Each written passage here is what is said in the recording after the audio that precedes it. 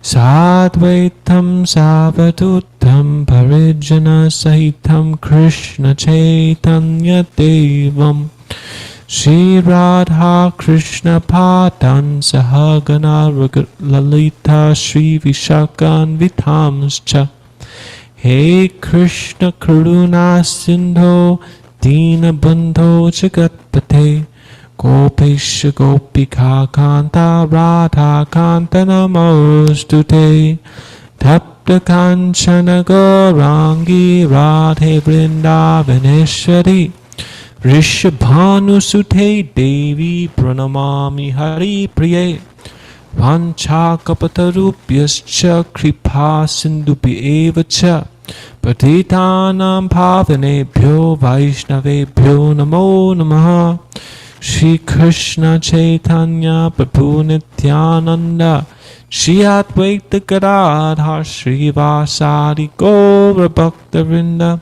Hare Krishna Krishna Krishna Hare Hare Hare Rama Rama Rama Hare Hare. So we'll continue reading from chapter 2. Text 24.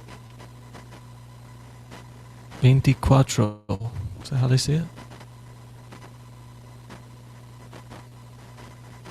Okay. Contents of the Gita summarized. Long chapter. Text 24. Achedhyoyam adayoyam akledo shosha evacha Nitya sarvagathasthanur achalayam sanatanaha.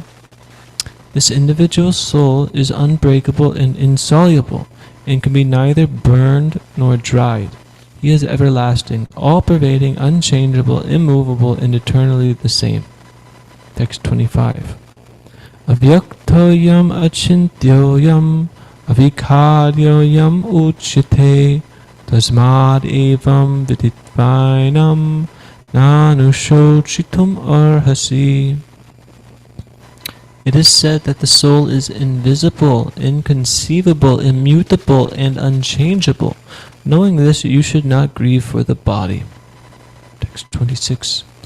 Atachainam nityajatam nityam bhamanyase mritam Tathapi tvam mahabaho nainam shochitum arhasi.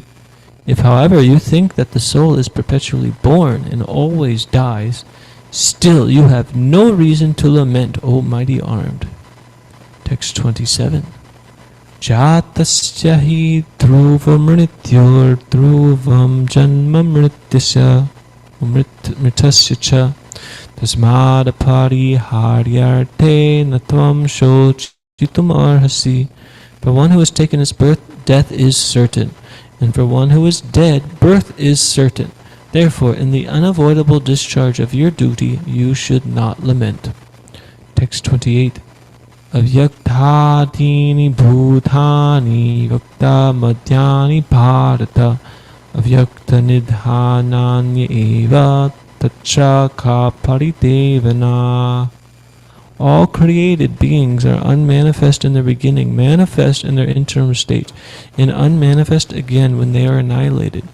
So what need is there for lamentation? Text 29.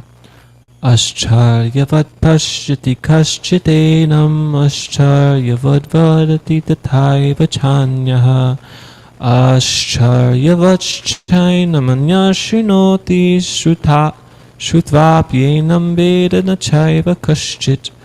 Some look on the soul as amazing, some describe him as amazing, and some hear of him as amazing, while others, even after hearing about him, cannot understand him at all.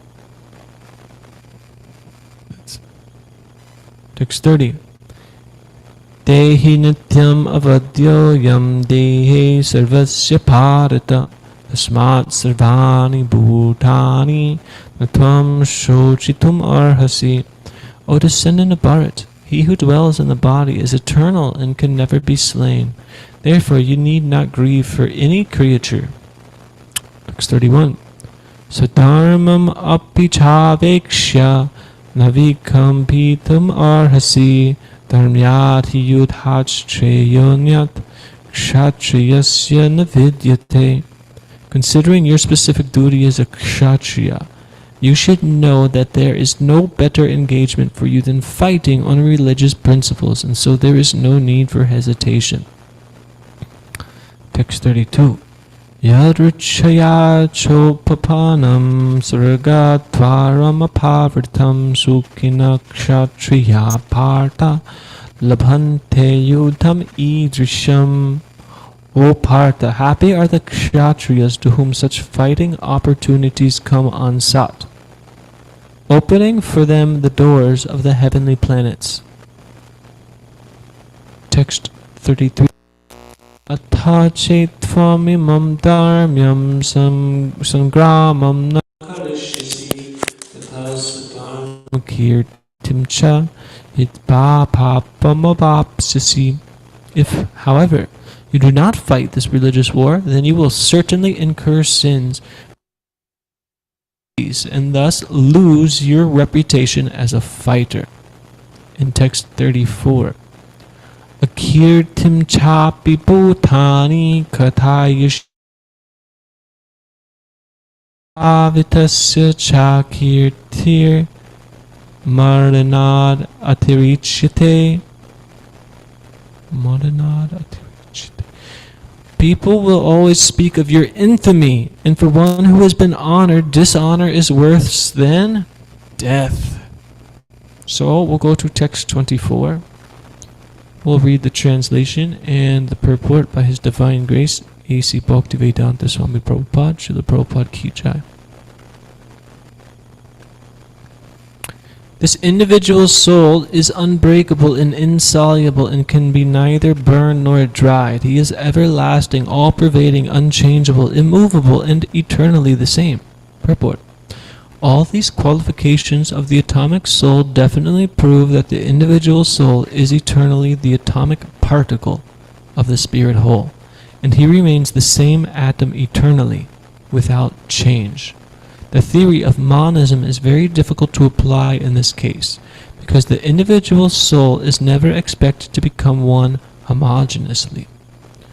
After liberation from material contamination, the atomic soul may prefer to remain as a spiritual spark in the effulgent rays of the Supreme Personality of Godhead, but the intelligent souls enter into the spiritual planets to associate with the Personality of Godhead. The word sarvagata, all-pervading, is significant because there is no doubt that living entities are all over God's creation. They live on the land, in the water, in the air, within the earth, and even within the fire. The belief that they are sterilized in fire is not acceptable, because it is clearly stated here that the soul cannot be burned by fire. Therefore, there is no doubt that there are living entities also in the sun planet with suitable bodies to live there. If the sun globe is uninhabited, then the word sarva gata, living everywhere, becomes meaningless. So, are there any questions or comments? Yes.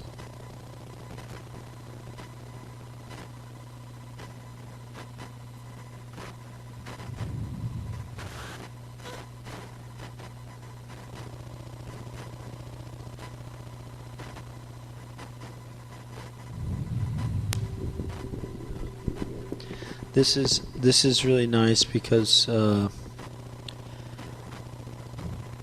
times Prabhupada brings out the word by word meanings, and he uses that to establish how one cannot take and leave what he likes from the Vedic scriptures.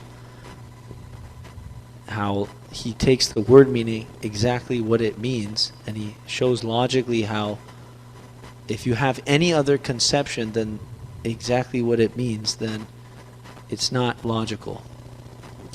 Like this word, sarvagata. So he went through this whole thing, logically explaining how there are living entities everywhere, and one can have some other idea that, oh, actually we went to the moon and there wasn't anybody there, or different places that we have some idea.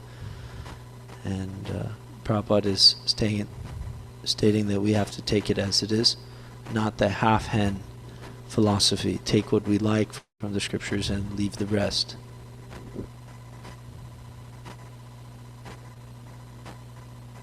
Yes, Srila Prabhupada made it so clear. It's easy to follow.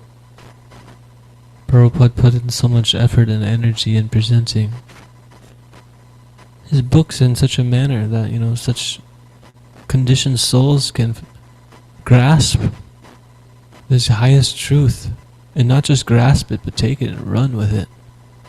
To the point that they become convinced and become scholarly. Remember, I was talking with Ananda one time. He was talking about his Guru Maharaj, Bhakti Vikas Swami. He said something along the lines, he was in like South India and he was being questioned by some, pundits, some brahmanas, at some temple or something, and just from reading Prabhupada's books, he had all the knowledge to completely convince them that, he ascertained the absolute truth of the purpose of the Vedas. So Prabhupada gave us everything. All we have to do is actually just lend Prabhupada our ear, study, hear regularly, open up our heart to his purports. But, it's very easy to read, and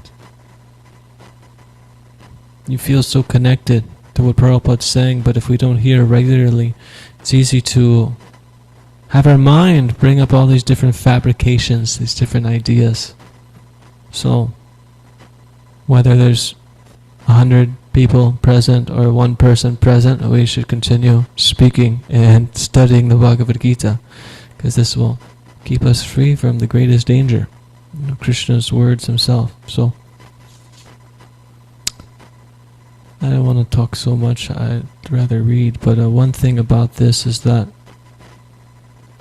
there's these verses pretty much from when Krishna starts speaking to Arjuna, he chastises Arjuna, and then from there on, I believe from like text 12 almost to text 30 are all pretty much on one topic. What's the topic?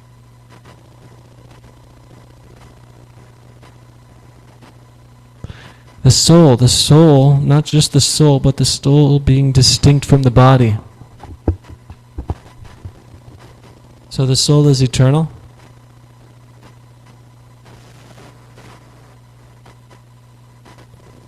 The soul is eternal.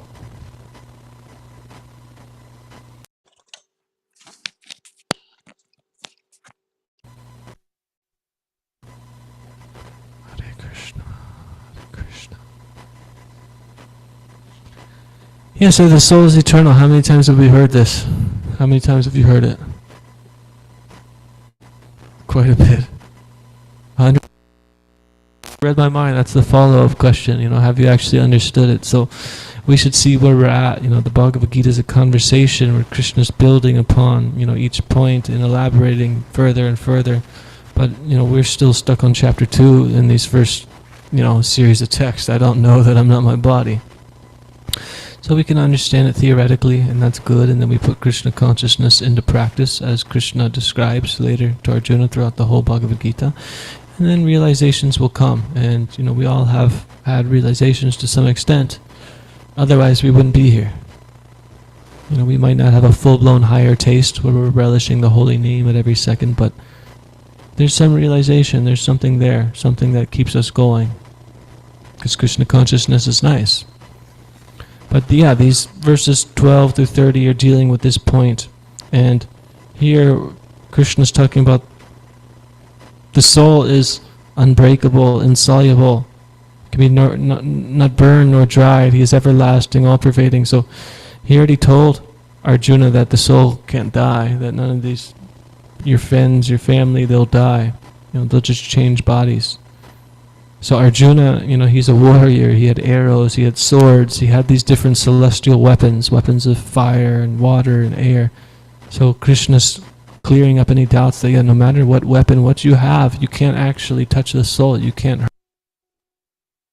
So he's really elucidating on this point further, where if you're having a conversation and you bring up such a big point to somebody who's in such a distressful condition, naturally there'll be some doubts or hesitations to take heed of the next. So Krishna is really going into it, covering all different angles. And then we heard he's speaking on there's eternality of the soul that's distinct from the body. The soul is always individual. And then even if you don't believe in the soul, then there's still no reason to lament. And these are what the text after that one is covering. So we'll read text 25. It is said that the soul is invisible, inconceivable, immutable, and unchangeable. Knowing this, you should not grieve for the body. Purport. As described previously, the magnitude of the soul is so small for our material calculation that he cannot be seen even by the most powerful microscope. Therefore, he is invisible. As far as the soul's existence is concerned, no one can establish his existence experimentally beyond the proof of Shruti, or Vedic wisdom.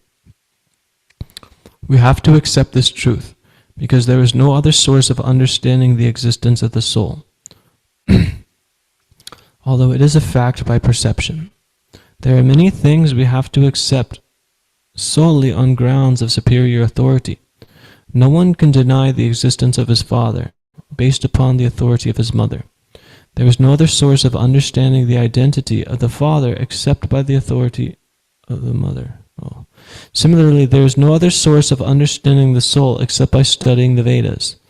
In other words, the soul is inconceivable by human experimental knowledge. The soul is consciousness and conscious. That also is the statement of the Vedas, and we have to accept that. Unlike the bodily changes, there is no change in the soul. As eternally unchangeable, the soul remains atomic in comparison to the infinite Supreme Soul. The Supreme Soul is infinite, and the atomic soul is infinitesimal.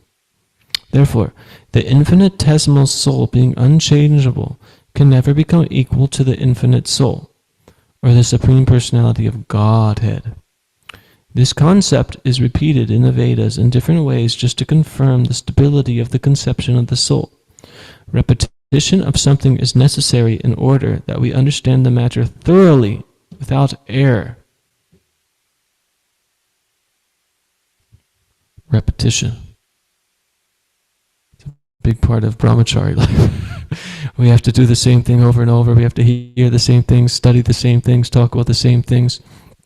Krishna talks about, what's he say? The brahmacharis, they make the sacrifice of hearing.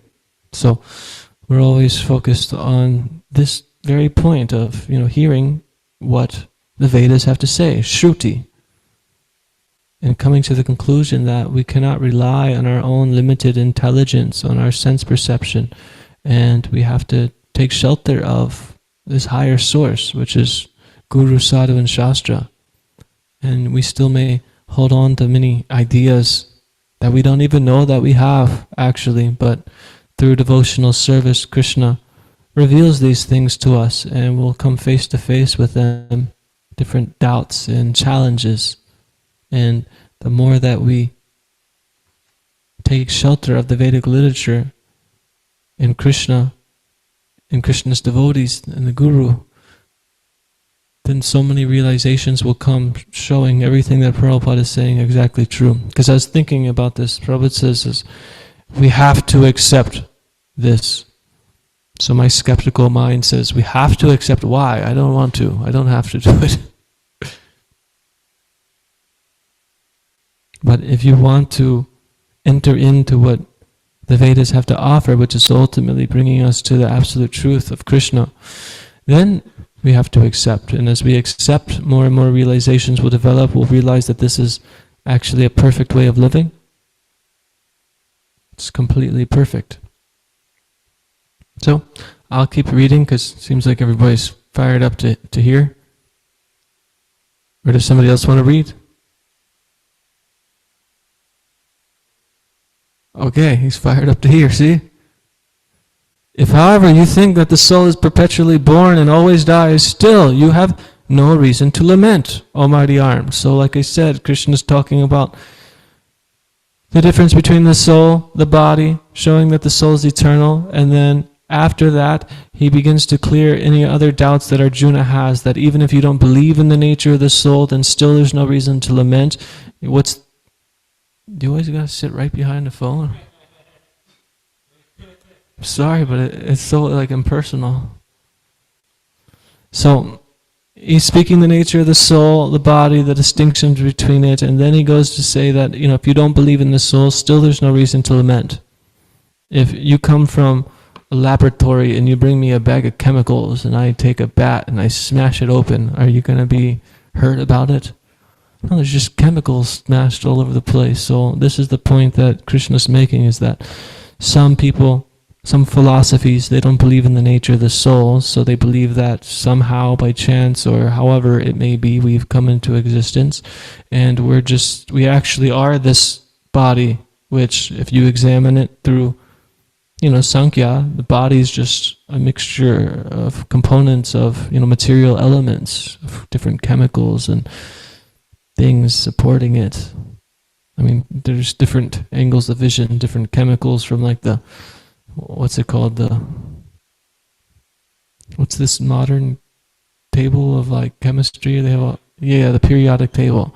Whether you look at it through the periodic table, or whether you look at it as just the 5 gross material elements, or if you look at it as vata, kapha, pitta, no matter how you cut it, the body is just made up of different components of these material things. So some people don't believe in the soul, so then what would the natural conclusion be? We are this, so if I break this pillar down, and it doesn't have any feelings and nobody cares about it, then what's the difference if I kill a body? So Krishna's slashing into Arjuna's doubts. Arjuna surrenders before Krishna, and Krishna takes up this role as guru, and he starts slashing. And then, I will read more, but after he brings up this point that, even if you don't believe in the soul, there's still no reason to lament, then he clears up, at around text 30, that the point of the soul. And then he starts prompting Arjuna with a lower level to entice him to act. Well, you could say these first is all jnana, it's all knowledge, of actually the difference between the soul and the body, sankhya, understanding the difference between matter and spirit. And then he starts presenting karma reasons why it's actually better to fight. If you fight and do your duty, you'll be promoted to heavenly planets, and if you don't do it, then you'll be degraded. Infamy is worse than death for somebody who's been honored. So he's presenting things in a systematic way, where high knowledge philosophy, you're not your body, but then even if you don't believe that, there's still no reason to not do it. And then no matter which way you're looking at it, even from a karmic perspective, which Arjuna, he brought up different doubts in the beginning in chapter 1 that ties into Krishna speaking in that way. So then Krishna's speaking to give him every reason that, look, you have to fight. But then as we know, Arjuna becomes bewildered for our benefit, that Krishna is saying you should take up knowledge, you should take up sankhya, jnana, and really understand what's going on, and then and take up a detachment, renunciation. But at the same time, you should still fight. So then, and what did Arjuna exactly say in the beginning of chapter 3? He said, "Why do you urge me to engage in this ghastly warfare if you think that intelligence is better than fruit of work?" See, that's the point. Krishna was talking about jnana and sankhya, this analytical difference between the soul and the body. Then he was bringing up the karmic reasons, and then talking about working in detachment. So then Arjuna is confused. And then this famous verse, "My intelligence is bewildered by your equivocal instructions. Therefore, please tell me decisively what is most beneficial for me. Which brings us into the chapter of Karma Yoga. But that's getting a little bit ahead. It's nice to take a close look at the verse and the purport of what Prabhupada's saying, but it's also nice to take a kind of a bird's eye view of, why is Krishna speaking about this? What was Arjuna's doubts in the previous chapter? That's why Krishna's speaking on this point. How does that lead into the next chapter? And then this gives us a much better context of, the Bhagavad Gita as a whole. So,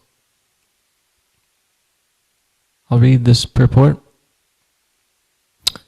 There's always a class of philosophers, almost akin to the Buddhist, who do not believe in the separate existence of the soul beyond the body. When Lord Krishna spoke the Bhagavad Gita, it appears that such philosophers existed, and they were known as the Lokayatikas and the Vaibhashikas. These philosophers maintain that life symptoms or soul takes place at a certain mature condition of material combination. The modern material scientist and materialist philosophers also think similarly. According to them, the body is a combination of physical elements, and at a certain stage, the life symptoms develop by interaction of the physical and the chemical elements. Sorry, just had to take a second to laugh at that. How could anybody believe it?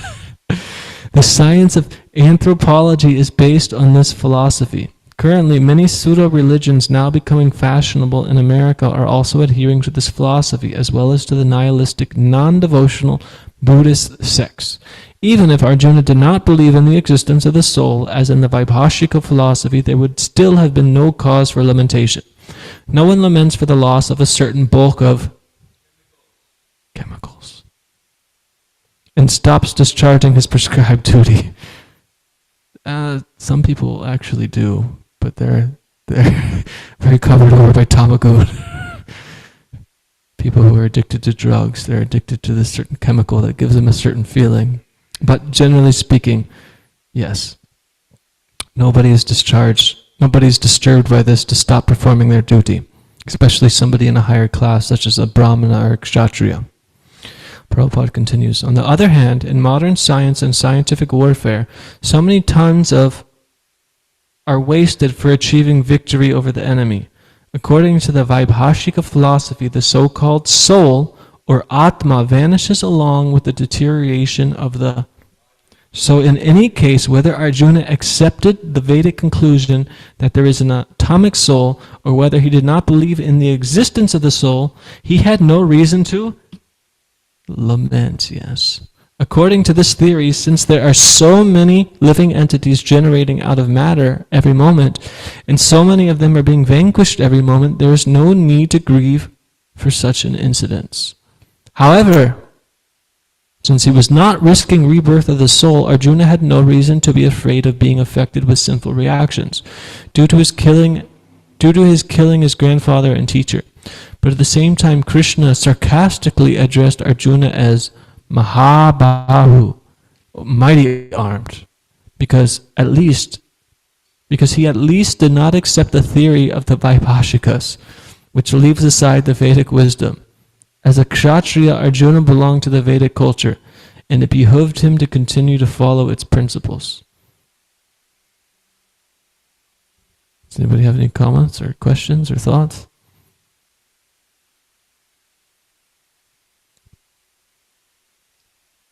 Yes.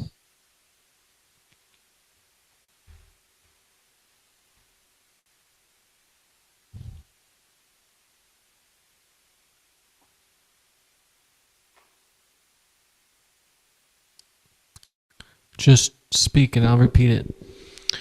I was wondering why the material world is so complex if Krishna is simple. Krishna is simple? Who says he's simple? Srila Prabhupada. Well, he's simple, but he's also complex.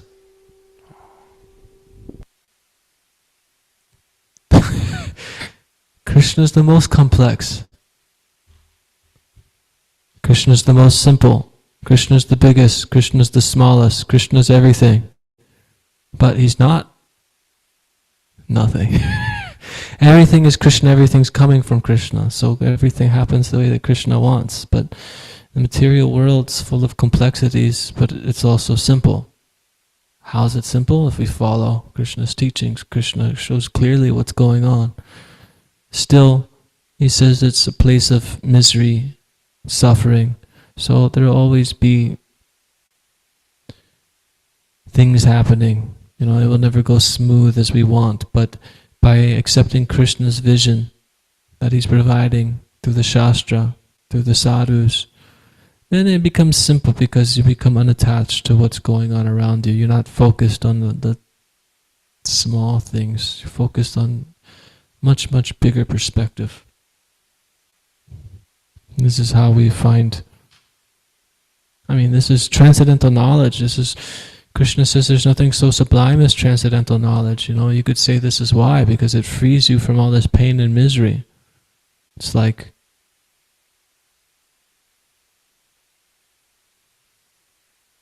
imagine there's like a dirty little pond, and you're a goldfish and you're stuck in this little pond, and it's horrible and miserable, but like right next to that pond, there's like a nice oasis, like a clear flowing water, and you could live there, but you just don't see it because all you know is like being in this dark little pond. But you make it to that higher place and you're like, oh wow, yeah, that place where I came from was miserable. Why would I want to live there? So that's what it's like when we take up Krishna consciousness. And in our neophyte stage, we might not see it all the way, we might get glimpses. But when you're following the instructions that Krishna gave to Arjuna and really trying to imbibe what Krishna's saying, then it's just like that. Krishna, he says that just like the lotus sits in the water but it's untouched by the water. And we can act in the world and there's all these complexities and craziness, chaos, but you're not affected by it.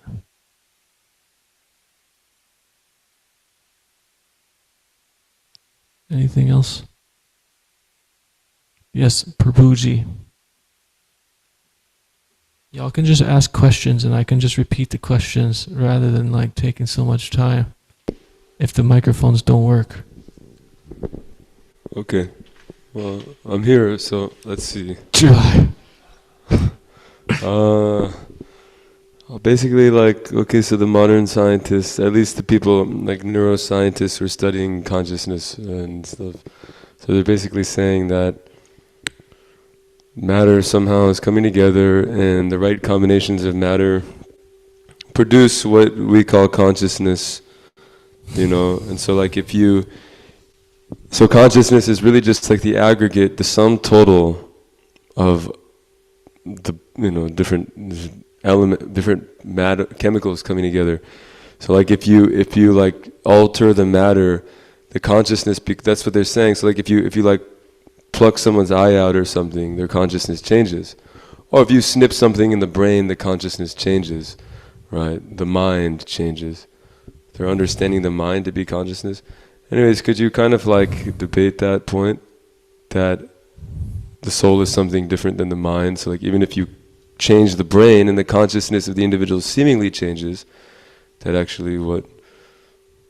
One time, right before I actually came to the temple, I was working a job and I was working with a guy and we were having a conversation about consciousness, and he was bringing up a point that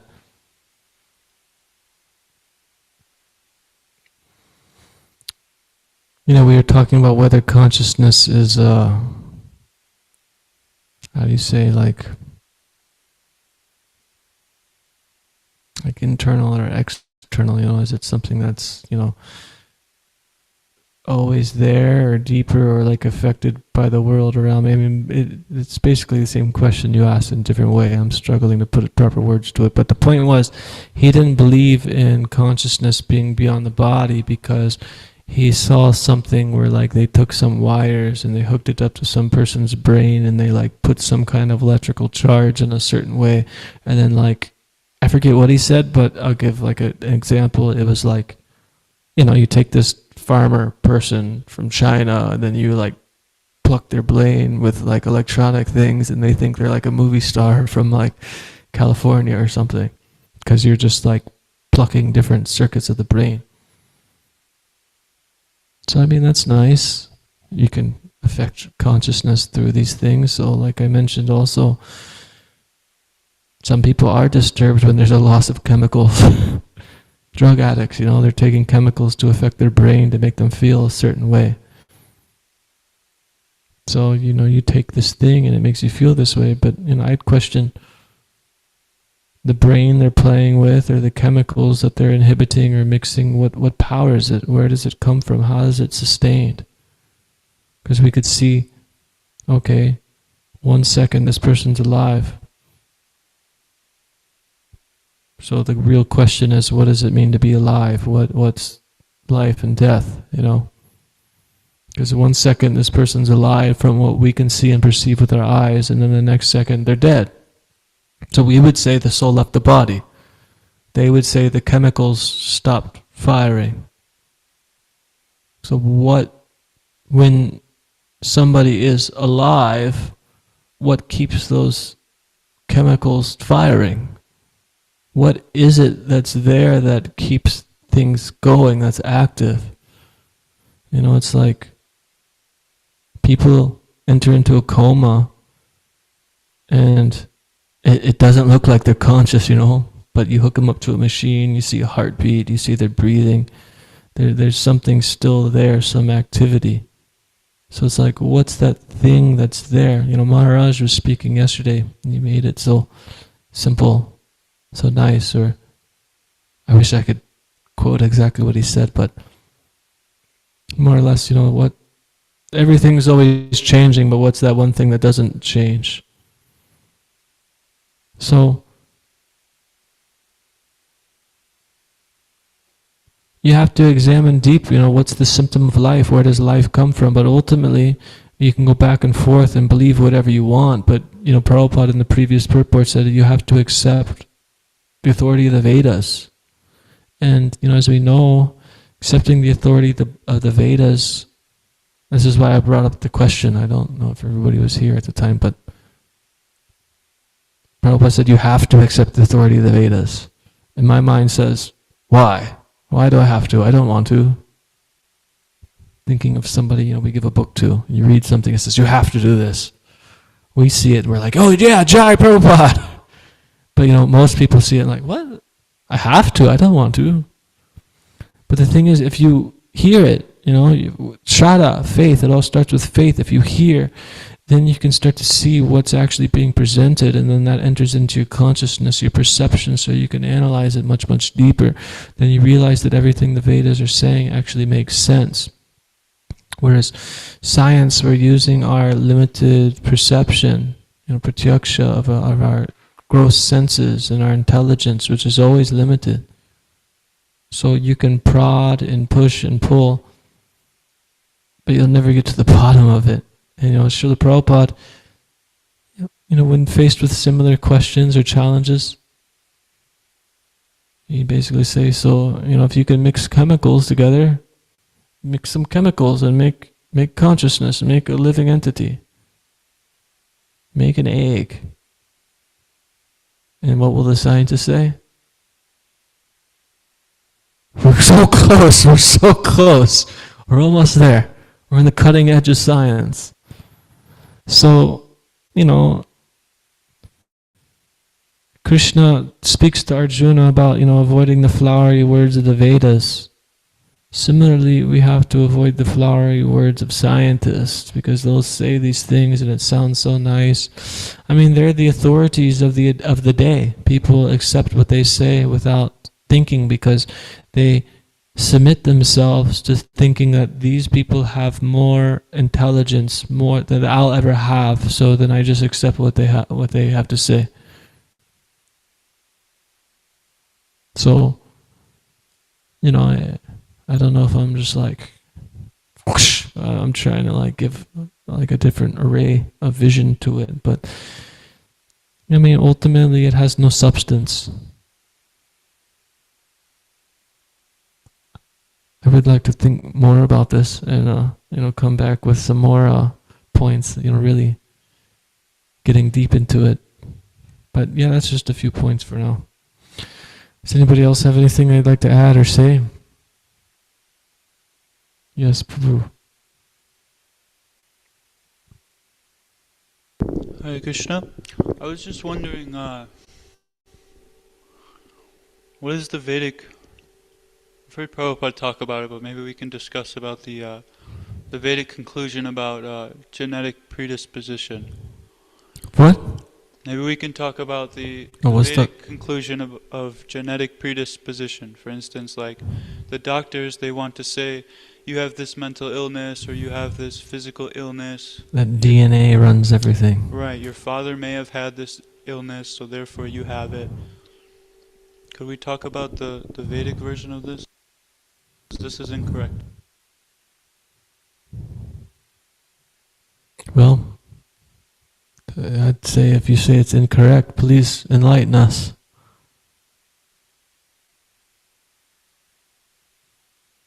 Well, from personal experience, I was told at a young age that I was genetically predisposed for a certain situation or like illness, some people might call it. And they gave me medicine. But I just realized like this just actually keeps me in ignorance. It just keeps me in a lower state of consciousness, unable to make, spiritual progression. And I realized that actually no, it's not my genetics. I'm just a product of my environment. This is like karmically implicating me to have this because I'm associating with people who are making these decisions and their decisions are karmically implementing on me. So if somebody chooses to change the situation that they're in and no longer create these karmic reactions, these so-called illnesses that the doctors say we have, they no longer exist. So I'm wondering, like, I've heard Prabhupada talk about how, like, genes, like, this is not quite the version, because we're talking about karma and they're talking about, it's just coming from a material situation. Well, Prabhupada would often speak on these topics such as that or, evolution in a way because they're often presented. Okay, Jai. 1 second.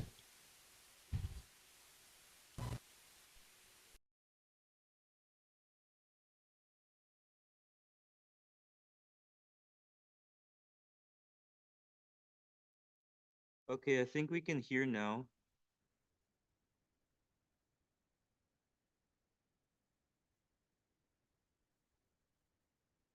Well, okay, we're able to hear down here, but Maharaj's computer is not unmuted yet. Maharaj's computer is still muted. No, they don't hear you.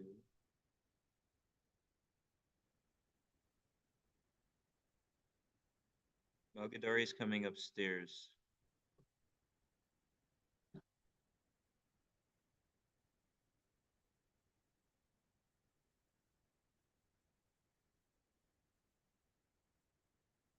Once we hear something, I'll say something.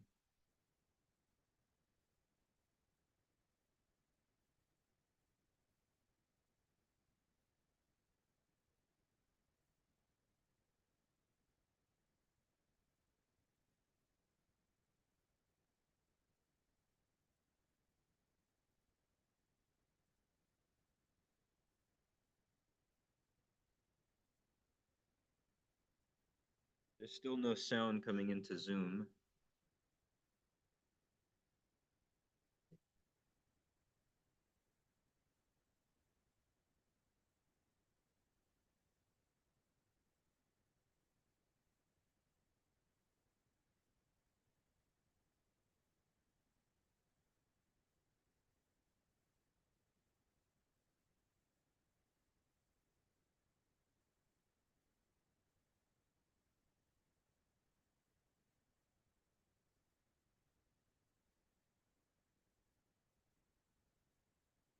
Okay, I'm gonna come upstairs too, I think.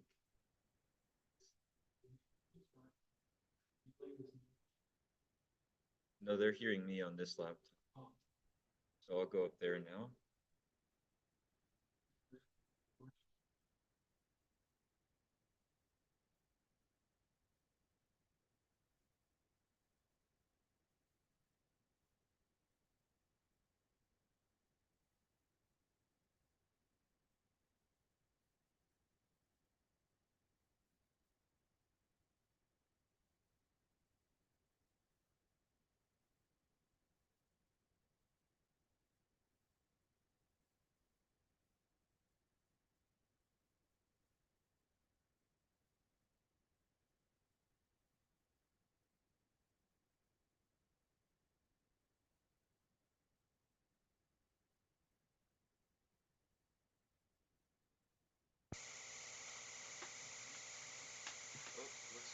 Hare Krishna? Okay. So, if you say the DNA is the element that causes consciousness and personality, and you're attributing it with supernatural power that no one has been able to discover. So but you call DNA matter, just a combination of matter. So how can it have you might as well call DNA the soul then, because it meets all the criterion of a eternally living being. It's not destroyed. But then if you say DNA can be destroyed by fire, then it doesn't, and it's not the soul. Then you have no explanation again. So you're stuck. Either you make DNA into the soul, or make soul into something material. But you have to accept it the way that it says in the Vedas. Right? Soul is eternally conscious. For the one who is existing, he never dies. And for the matter, it never becomes alive. Right in the Bhagavad Gita. I can't hear you. Tell him. What about these illnesses? These illnesses that they say are predisposed. What about those? What does the Vedas say about that? We're talking about the DNA. Someone was saying DNA is the cause. DNA is supposed to be material. So are these physical or mental limitations karmic? Are they real, or are they just something that people tell us we have, so we believe them and then we have them?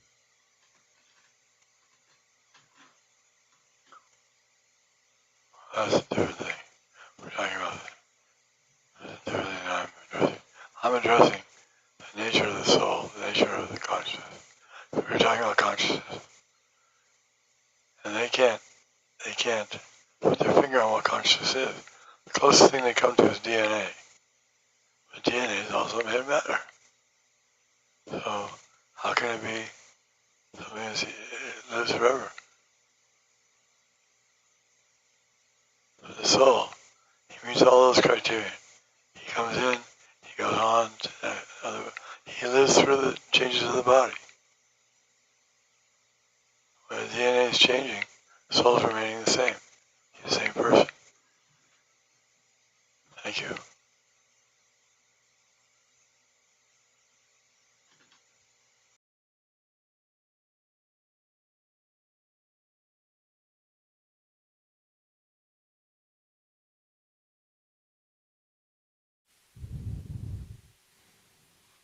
Thank you, Maharaj.